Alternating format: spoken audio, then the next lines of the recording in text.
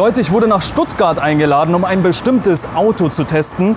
Nämlich ein Auto, über das ich schon mal ein Preview gemacht hatte, nämlich den Seres 5.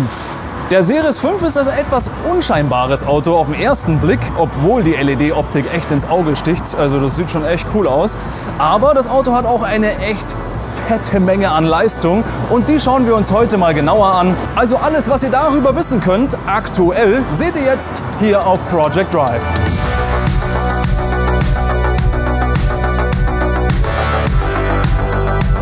So sieht der Seres 5 von hinten aus. Ich hoffe, man hört mich einigermaßen, weil hier ist eine zweispurige mit Baustelle, was weiß ich was für eine Straße, Schnellstraße. Wir fangen einfach direkt an mit dem Auto und fahren ein bisschen erstmal durch die Stadt. Los geht's. Bevor wir uns aber mehrmals in Stuttgart verfahren, schauen wir uns zuerst das Äußere an. Und da fallen uns zuerst die Tagfahrlichter auf, die den Buchstaben Epsilon darstellen sollen. Die sind auf jeden Fall ein Hingucker, weil sie doch recht einzigartig sind. An der Seite erkennen wir bündige Türgriffe à la Tesla Model 3 und Y, die sind auch genauso zu bedienen. Neben der abfallenden Dachlinie und der rund geformten Silhouette fällt am Heck das durchgehende Leuchtband ins Auge. In der Mitte dieses Rücklichtes prangt der Seres-Schriftzug. Das gesamte Außendesign ist so eine Art Mischung aus luxuriös und sportlich. Dieser Eindruck wird hinten von einem Dachkantenspoiler unterstrichen.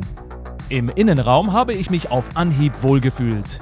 Die Variante, mit der ich fahren durfte, hatte ein weinrotes Lederinterieur und das sah schon ziemlich gut aus. Ein zentrales 15,6 Zoll Infotainment-Display und ein 12,3 Zoll LCD-Armaturenbrett begrüßen einen beim Einsteigen. Für eine komfortable Fahrt kann der Vordersitz auf 12 verschiedene Arten eingestellt werden und ist mit verschiedenen Einstellungen wie Belüftung, Heizung, Speicher und Massage ausgestattet. Der Seres 5 verfügt außerdem über 2 kabellose 40 Watt Schnellladegeräte und eine Vielzahl von Verstaumöglichkeiten. Das optionale 85 Zoll Deluxe Panorama Skyline Glasdach bietet ein breites Sichtfeld und bringt gleichzeitig viel Licht in die Kabine. Schließlich sorgen neue Schall- und Wärmedämmungsmaterialien dafür, dass der Innenraum so gut wie unabhängig von der Geschwindigkeit sehr leise ist. Das Kofferraumvolumen beträgt übrigens 367 Liter, wenn man aber die Rückbank umklappt, sind es 723 Liter. Der Seres 5 hat außerdem einen Frunk mit einem Stauvolumen von 67 Litern. Wie viel Platz habe ich hinter mir selber? Das sehen wir hier. Ich hoffe, man sieht es einigermaßen. Also schon ordentlich. Also ich würde sagen fast 2 Fäuste. Also über Platz auf der Rückbank kann man sich, glaube ich, in diesem Auto nicht beschweren. So, jetzt sitzen wir im Seres und fahren mal durch Stuttgart und da hören wir schon das erste Piepsen. Und das bezog sich auf die Geschwindigkeit. Also das Auto piepst quasi einmal kurz piep, wenn man ein paar km/h über dem Tempolimit quasi ist. Bisher noch nicht nervig, wie wir es ja von anderen chinesischen Autos gesehen haben. Und ja, wie gesagt, wir fahren jetzt mal durch Stuttgart und schauen einfach mal, wie in der Stadt fährt. So, da wir aus dem Tunnel raus sind, können wir uns jetzt mal um das Interieur kümmern. Und ich finde, das sieht echt gut aus, vor allem in diesem Weinrot. Das ist ein Weinrot. Ja, sieht echt gut aus. Das Lenkrad ist ein Zweispeichenlenkrad mit einer abgeflachten Kante unten. Also recht sportlich gehalten. Leichte Daumenkerbe hier. Und auch mit den Holzfasern hier an der Seite. Ich hoffe, man sieht das einigermaßen. Das sieht schon echt edel und sportlich aus, würde ich es zusammenfassen erstmal. Natürlich haben wir einen riesen Monitor in der Mitte. Das ist das komplette Infotainment-System. Das ist in diesem Auto aber noch nicht ganz up-to-date, sagen wir mal. Das ist ja noch quasi hier Vorserie und da ist beim System teilweise auch noch hier Deutsch, mit Arabisch, mit Chinesisch kann man da drin finden, von den Texten her. Und deswegen ein bisschen schwierig, da rumzusuchen, wo was ist. Aber so schlimm ist es auch wieder nicht. Das finde ich schon raus und schauen wir uns auch gleich an. Was beim Infotainment ein wenig undurchsichtig ist, ist die Bedienung. Nämlich hat man, so wenn man jetzt zum Beispiel im Klimabildschirm ist, da ist irgendwas hinten umgeflogen, wenn man jetzt im Klimabildschirm ist, wie komme ich jetzt zurück ins Home-Menü? Nach oben wischen vielleicht? Nach links? Nee, keine Ahnung. Wie komme ich ins Home-Menü? Keine Ahnung. Muss man von oben vielleicht wischen? Ah, von oben muss man wischen. Und dann? und dann weiß man immer noch nicht, wo man ist. Verwalten, da kann man wenigstens seine Kacheln verwalten, aber das ist wirklich ein bisschen kompliziert. Da muss man sich aber wahrscheinlich nochmal in Ruhe reinfuchsen, aber das wird schon gehen. Aber so auf den ersten Blick ist es doch recht kompliziert gemacht, ehrlich gesagt, weil ich keine Ahnung habe, wie ich jetzt in den Home-Bildschirm zurückkomme. Zur Qualität. Man muss bedenken, das ist im Prinzip das erste Auto von Seres, was nach Europa kommt.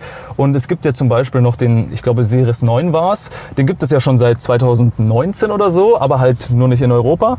Oder Seres 6, ich bin mir jetzt nicht mehr ganz sicher, aber das kann ich nochmal unten unter dem Video hier einblenden quasi.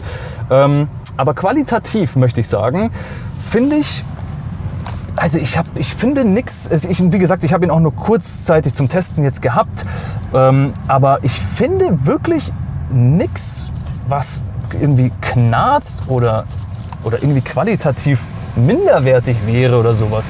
Also ich will damit sagen, für Seres erstes Auto, was nach Europa und auch nach Deutschland kommt, ist die Qualität wirklich, also kann man lassen, gibt's nichts zu meckern, zumindest in dieser kurzen Zeit, wo ich ihn jetzt gesehen habe. Nachdem ich mich also im Stand und in Ruhe ein wenig ins Infotainment eingefuchst habe, habe ich dann doch herausgefunden, wie eigentlich alles funktioniert. Das habe ich auch direkt als Feedback den Seres-Mitarbeitern mitgegeben. Das Infotainment funktioniert nämlich so, dass man quasi, das kennt man vom iPhone meistens, wenn man in einer App ist, von unten beim Bildschirm nach oben wischt, um die App dann quasi zu schließen oder in den Hintergrund zu setzen. So funktioniert das Bedienungssystem im Seres 5 auch. Wenn man das denn weiß, ist es natürlich nicht mehr schwer, aber man muss erstmal drauf kommen. Dass man die Bildschirme quasi von unten nach oben wegschieben kann, ist aber nicht ganz eindeutig gekennzeichnet. Da ist dann quasi so eine kleine Leiste ganz unten am Bildschirm, die anzeigt, dass man den Bildschirm nach oben ziehen soll, die man aber mit bloßem Auge so gut wie nicht sieht. Schauen wir mal, ob sich das noch ändert. Das Enercap Smart ist einfach zu bedienen. Ein Knopf und selbsterklärende Anzeigen. Die Einrichtung ist kinderleicht. Einfach in die Starkstromsteckdose stecken und los geht's. Mit 11 kW Leistung kann man jedes moderne Elektroauto laden. Das Enercap Smart gibt es übrigens mit App-Anbindung, Tesla-Modus und in 6,5 und 10 Meter Länge. Wenn ihr das Ladekabel haben wollt, dann klickt auf den Link in der Beschreibungsbox und wenn ihr beim Checkout den Code Project Drive eingebt, bekommt ihr 10% Rabatt. Also viel Spaß mit dem Enercap Smart Ladekabel und weiter geht's. Man merkt auf den ersten Blick gar nicht, wie groß das Auto ist, denn mit Dimensionen von 4,71 Meter Länge, 1,93 Meter Breite und 1,62 Meter Höhe bei einem Radstand von 2,87 Meter tritt der Seres 5 in der SUV-Mittelklasse an. Der Hersteller selbst bewirbt das Modell als sportlichen Premium-E-SUV. Das in China mit Hybridantrieb angebotene Fahrzeug kommt in Europa als Vollstromer in 3 Varianten auf den Markt. Angeboten werden die Ausführungen Standardversion 2WD, Premium-Version 4WD und Flagship-Version 4WD. Serienmäßig ist ein LFP-Akkupaket mit 80 Kilowattstunden Speicherkapazität in allen Varianten verbaut. Die Leistung gibt Seres bei der Top-Version mit 430 kW oder 585 PS und 940 Newtonmeter Drehmoment an. Der Sprint von 0 auf 100 km/h dauert hier 4,2 Sekunden. Die WLTP-Reichweite dieser Allradversion liegt offiziell bei 483 Kilometern. Die Top-Version hat ein Leergewicht von 2360 Kilogramm. Die heckgetriebene, günstigere Variante bekommt zwar dieselbe Batterie, aber weniger Leistung mit 220 kW oder 300 PS und 420 Newtonmeter. So kommt man mit der Standardvariante 500 Kilometer weit. Der Sprint von 0 auf 100 km/h wird in 6,8 Sekunden absolviert. Das Leergewicht der RWD-Version liegt bei 2220 Kilogramm. Was bei dem Preis des Wagens, auf den wir gleich zurückkommen, ziemlich bescheiden ist, ist die DC-Ladeleistung von nur 100 Kilowatt. So lädt der Seres 5 von 30 auf 80% in 45 Minuten. Das ist echt mager, um das Gelände zu sagen. Die AC-Ladegeschwindigkeit von 30 auf 80% dauert übrigens 4,5 Stunden. Die Höchstgeschwindigkeit ist auf 225 km/h abgeregelt. Wie mir der Sales Manager aber versicherte, wird man zukünftig die VMAX individuell anpassen können. Das ist wirklich einzigartig, denn im Einzelfall kann man anscheinend die Höchstgeschwindigkeit auf 280 bis 300 km/h heraufsetzen lassen. Und das wohlgemerkt ohne jeglichen Aufpreis. Der Series 5 kann außerdem Vehicle-to-Load und Vehicle-to-Vehicle mit maximal 3,3 kW laden. Der CW-Wert des Autos liegt bei 0,28. Tja, und da wir schon in einem fast 600 PS Auto sitzen, müssen wir natürlich die Beschleunigung testen. Und das freue ich mich richtig drauf jetzt. Und um genau zu sein, hat er 585 PS. Kommt in 4,2 Sekunden offiziell auf 100. Wir fahren jetzt mal hier auf die Autobahn und drücken mal das allererste Mal am Sportmodus auf Vollgas, natürlich bis zum Tempolimit, und gucken mal, was passiert, würde ich sagen. Also, da ist die Autobahnauffahrt. Ja, puh. Da kann einem tatsächlich schlecht werden. Aber es fühlt sich nicht nach 585 PS an. Das Auto wiegt 2,2 bis 2,3 Tonnen. Da ist klar, das ist ein bisschen träge. Es ist natürlich ein Punch dahinter, aber es ist immer noch träge, wie gesagt.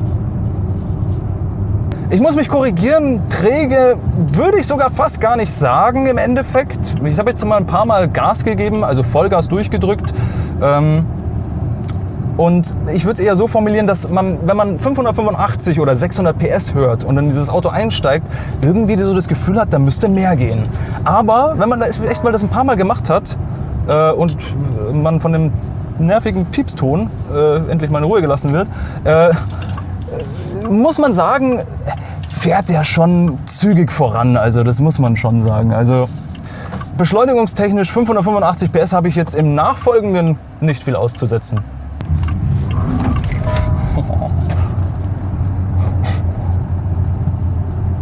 Das macht schon Spaß. Also das ist schon, da geht schon was vorwärts, muss man schon sagen.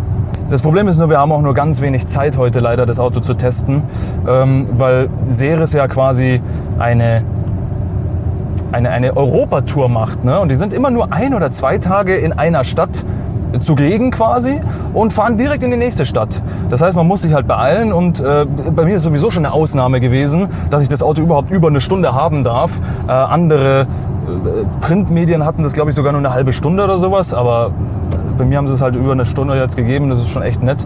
Danke dafür auf jeden Fall. Aber trotzdem 1 Stunde, 1,5 Stunden ist teilweise echt wenig, um ein Auto anzugucken. Aber ich versuche mein Bestes.